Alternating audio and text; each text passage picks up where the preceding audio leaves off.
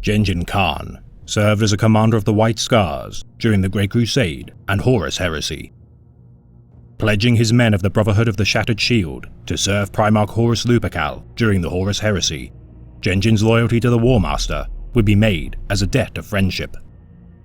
Resupplied by the Night Lord's Legion, the traitors of the 8th Legion would deride the Khan for his chivalrous and honorable nature. Mockingly naming Gengis as the Savior, it would not take long before the actions of the Night Lords would clash with the White Scars. With the Night Lords embattling the Dark Angels upon the world of Crucible, the defilement of the remains of the First Legion and cruelty of the Sons of Curse would disgust the Brotherhood of the Shattered Shield.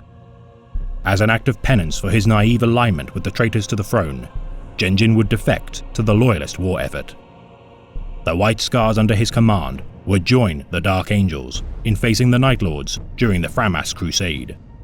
Preventing the Forbidden Technologies and Legio Phasma from adding their strength to the traitor war effort, the White Scars would sacrifice their lives to disable the planet of Ulan Huda.